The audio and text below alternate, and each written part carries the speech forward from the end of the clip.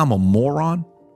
Do you think I don't have a mind for like I can't make, what the hell is America all about? You just said I'm a moron. That's what you just said to half of America, hey, America, you're a moron. You can't think for yourself. That's why you need me, because I went to this elitist university called whatever, Columbia. I don't know where Rachel went to. And I know what's best for you. Patrick bet David recently. Hosted a woke guest and absolutely shredded him. The poor guy thought it was just another day on just another podcast, but he clearly underestimated. PBD, this isn't your everyday host.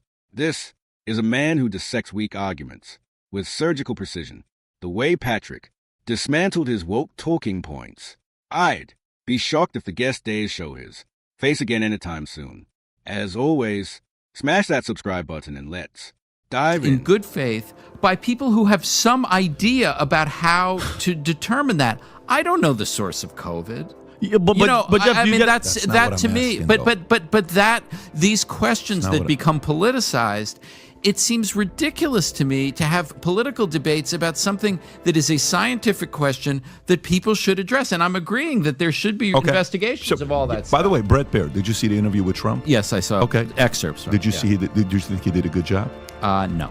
Oh, You didn't? mean Brett Baer? Yeah. Oh, I thought Brett Baer did a very good I job. agree. Yeah, I think Brett Baer did a great Very job. good And you know how he said, this person got fired. That person got fired. This person got fired. Why do you not have a good, hire? So he asked a tough question. And then, Right. hey, why is it that you're keeping on to it? They were trying to get it from you. Well, I wanted to first make sure. Okay, so guess what? People want to know. Great. But people want to also know with the Corvette back and with the notes, what you had there is a Biden. People want to know. People want to know. So the discussion kicked off when the guest boldly questioned why people even care about the origins of COVID. Think about that. Why wouldn't we care? At the beginning of the pandemic, the public was spoon-fed the story that the virus came from a wet market in Wuhan, passed along from some unlucky animal to humans.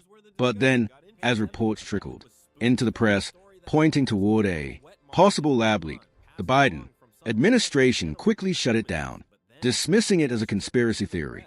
Fast forward a few years and the evidence stacking up makes it harder and harder to deny.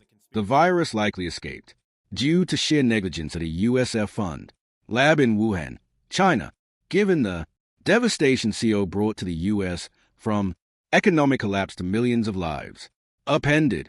It's not just fair, but absolutely necessary that people demand answers about the real source of this global catastrophe. And here's where the discussion got interesting. All I'm saying to you is people want to know.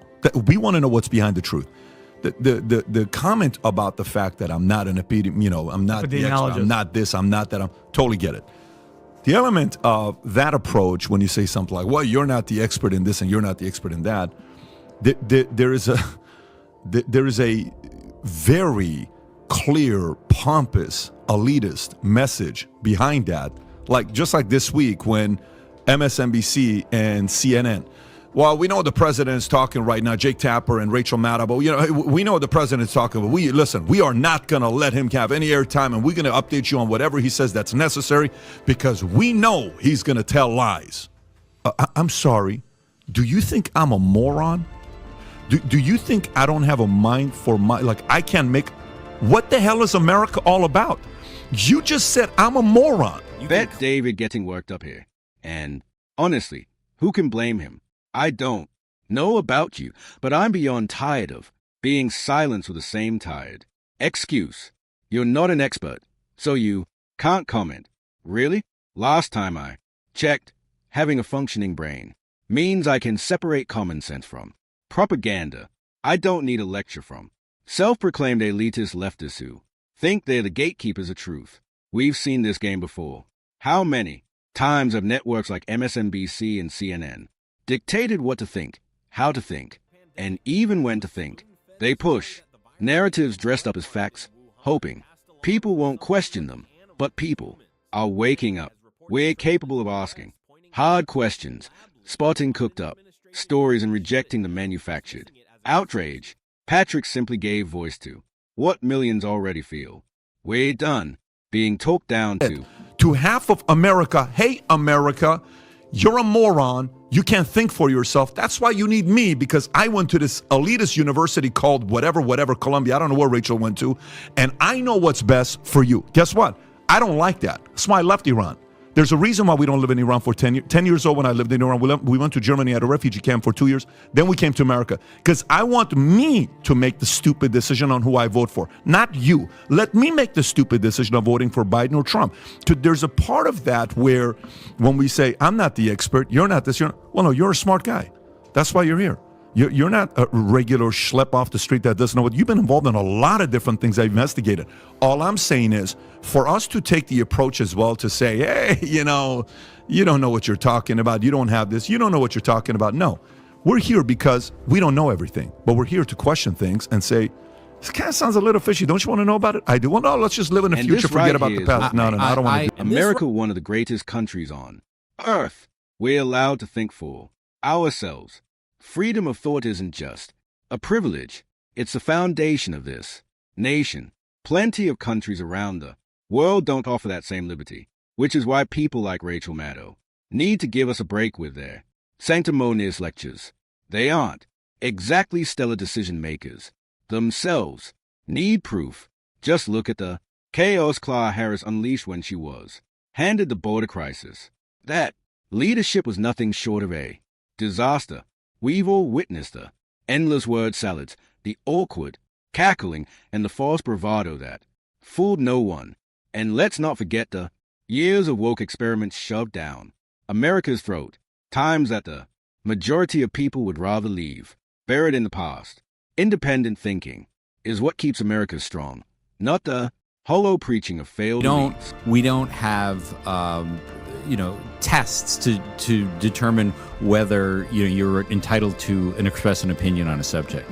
Well, the only point I was making was there are certain scientific questions, like the source of COVID, that it really does require some considerable expertise in the subject in order to have a reasonable opinion about it. That's the only point I was making, I'm not saying that what is more than legitimate is you or Vinny or anybody saying we need an investigation. Wait, what is this guy seriously saying?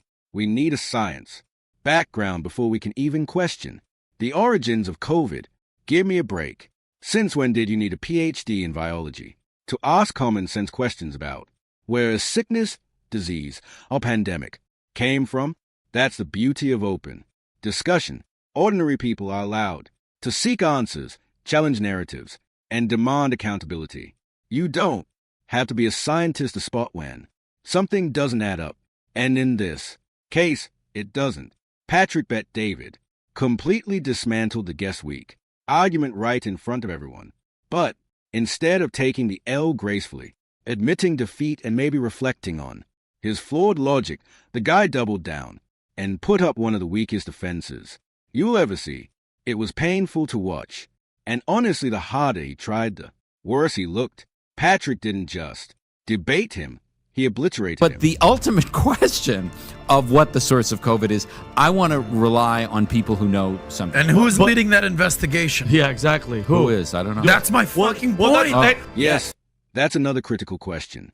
Who exactly is leading the investigation into the origins of CO?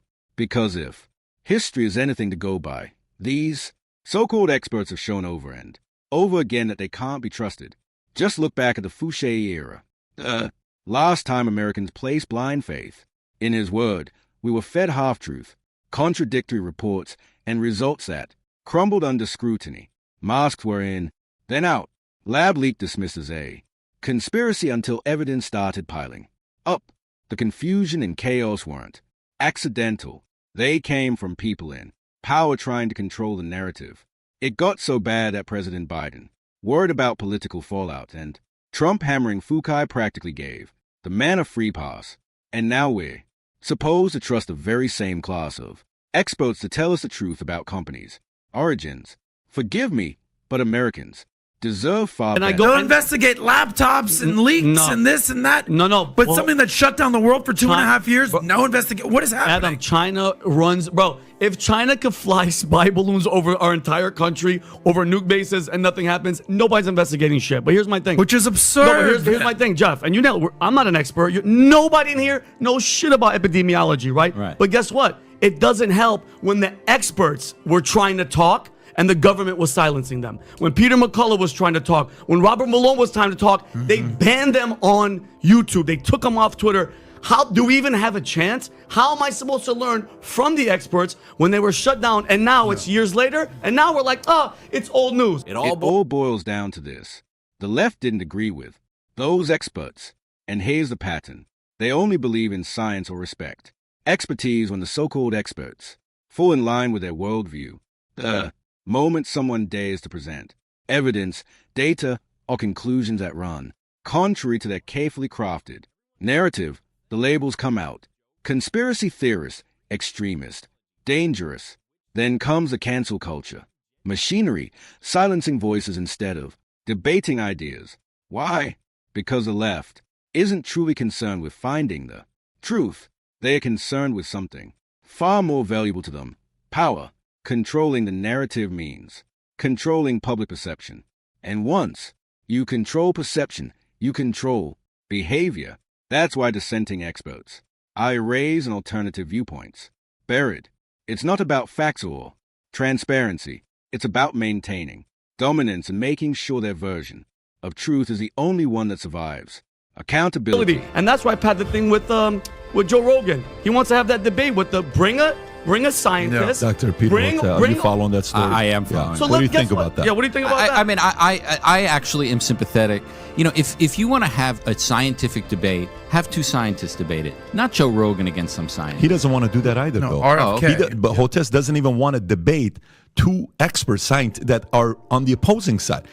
I understand the argument you're saying, like, why should he debate RFK? RFK is not fine. Okay, that's a reasonable argument. Come on. Everyone has common sense, and so does Joe Rogan. He doesn't need a degree in epidemiology to sniff out which so-called expert is being genuine and which one is peddling an agenda. That's Rogan's strength. He doesn't pretend to be the authority. Instead, he creates a platform where voices from both sides can be heard. He'll bring in one expert making bold claims, then invite another with an opposing view and let them go head-to-head. No spin, no censorship, just an honest debate where the audience gets to judge for themselves. It's a simple concept, but it's also incredibly powerful, and that's exactly why the left can't stand it. The way they're working overtime to silence and censor conservative experts makes it look like they are hiding something. If the truth is really on their side, why are they so afraid of letting the other side speak? That's fine. I'm not in that involved. I just having people who know something about it should debate, but you know, I shouldn't debate. No, of course. Those Jeffrey, why do you think? I don't know anything about it. Yeah, America wants to see this debate, conversation, dialogue for sure. Whether it's RFK or Malone or McCullough, and then versus a Fauci or Dr. Hotep, fill in the blank. In your non-expert legal opinion, why do you think this debate has not happened? Why has it not occurred yet here in America? Well, it is happening. I mean, look, Where? look, we're having Where? this conversation. No. But none of us are experts. I'm talking experts. There are scientific papers being published all the time That's not about a debate. COVID. That's That not is a debate. No, That it's is not. a debate. Yeah, how many scientific papers have you read recently? I haven't read Zero. it, but I mean, that's, nobody's reading that. The debate isn't happening for The one. so-called experts on the left are terrified of being exposed. They know that if their claims were challenged in a fair, open exchange, their carefully built narratives would crumble. Hiding behind research papers filled with technical jargon might impress their peers, but it doesn't help the average American. Ordinary people don't have the time or the training to sift through complex studies and decipher which ones are genuine and which ones are manipulated. And that's exactly the point. By keeping the conversation trapped in academic circles, they maintain control. But the truth doesn't need to be buried in footnotes and scientific buzzwords. What we need is an honest public debate where both sides lay their arguments bare. Let the experts go toe-to-toe in plain language and let Americans decide for themselves whose case actually holds up under scrutiny. People want to visualize and see You're debate saying just like like doctors this. debating with a camera on? Is that kind of what you're saying? I mean, yeah, like a debate. Okay. Yeah. I mean, Not scientific Fauci papers. and Martin, Fauci and Malone. Not scientific papers. I think you will.